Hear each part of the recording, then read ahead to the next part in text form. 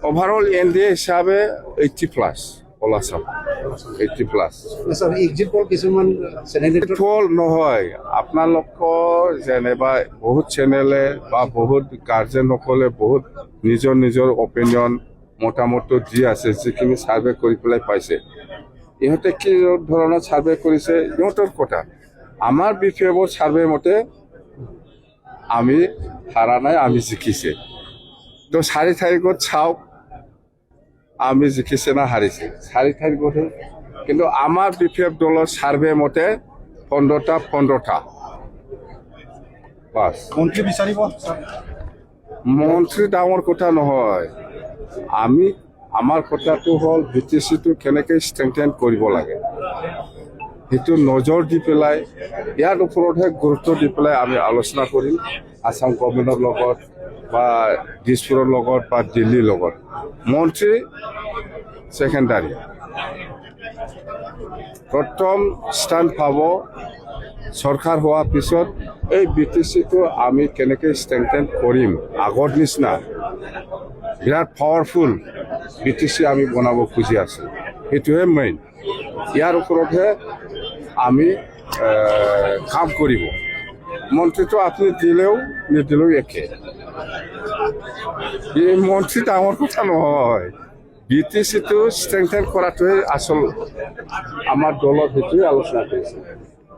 মন্ত্ৰী ডাঙৰ কথা নহয়, মন্ত্ৰীটো দিলে ল'ম নিদিলেও নাই। কিন্তু BTCটো আচল, BTCটো আগৰ নিচিনা ষ্ট্ৰেংথেন কৰিব লাগে, এইটোৱেই main agenda bus.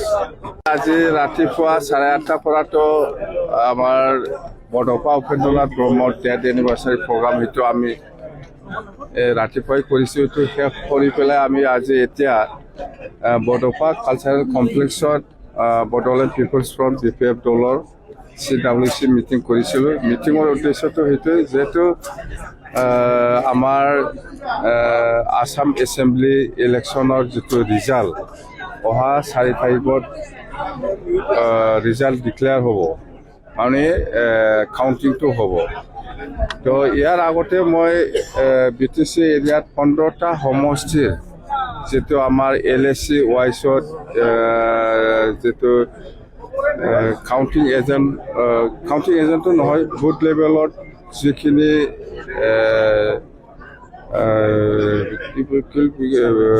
Survey, booth লেভেলৰ যিটো ছাৰ্ভে সেইটো আমি ৰিপৰ্ট লৈছিলোঁ ইলেকশ্যন ষ্টেৰিং কমিটিৰ প্ৰেচিডেণ্ট ছেক্ৰেটাৰীসকলৰ পৰা।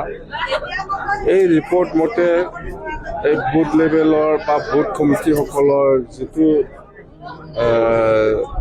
অপিনিয়ন বা যিটো ভোট কালেকশ্যন যিটো ৰিপৰ্ট, সেইটো BTC হিচাপে অভাৰঅল খুব ভাল। 15টা সমষ্টিও খালি পৰ্বতজৰা, বিজনী আৰু তামোলপুৰ এই 3টা সমষ্টিৰ ডিফাৰেঞ্চটো কম হৈছে। জিকাটো জিকিছে, কিন্তু বেলেগ সমষ্টিৰ নিচিনা ডিফাৰেঞ্চটো 20,000 25,000 এনেকুৱা ডিফাৰেঞ্চ দেখা নাই। তামোলপুৰ, বিজনী আৰু পৰ্বতজৰাটো আমাৰ যিখিনি ৰিপৰ্ট দলৰ পৰাই হওক বা LAC ৱাইজ ষ্টেৰিং কমিটিসকলৰ যিটো ৰিপৰ্ট বা যিটো ছাৰ্ভে মানে বুথ লেভেলত ছাৰ্ভে কৰি পেলাই যিখিনি পাইছে দল হিচাপে, আমাৰ BPF দলৰ ডিফাৰেঞ্চটো কম হৈছে, কিন্তু জিকাটো 100% জিকিছে।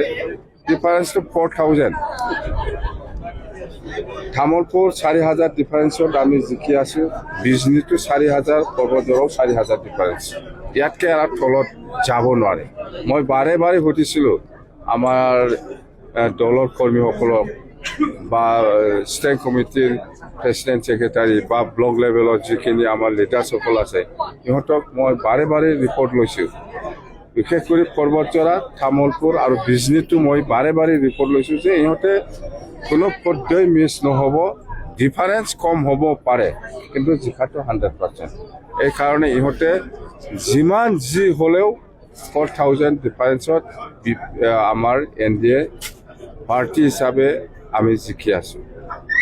তামোলপুৰতো জিকি আছোঁ, যিটো সন্দেহ কৰি আছিল, বিজনীটো জিকি আছিল, যিটো সন্দেহ কৰি আছিল, পৰ্বতজৰাটো জিকি আছে, যিটো সন্দেহ কৰি আছিল। বেলেগ সমষ্টিবিলাকতো ক'ব লগা নাইয়ে, কালি এই তিনিটা সমষ্টিটো অলপ মানুহসকলৰ যিখিনি অপিনিয়ন বাহিৰৰ পৰা যিখিনি অপিনিয়ন বা যিখিনি মতামত মই পাই আছিলোঁ যে ভাল নহয় এই তিনিটা সমষ্টিটো, কিন্তু আজি মই প্ৰেক্টিকেলি আমাৰ দলৰ কৰ্মী পৰা যিখিনি ৰিপৰ্ট হৈছে এইটো 100%। কোনো চিন্তা নাই, BTC অঞ্চলৰ 15টা সমষ্টিটো 15টাও চুপ গালি দিছোঁ। কালি এই তিনিটা সমষ্টিটো ডিফাৰেঞ্চটো কম। কিছুমান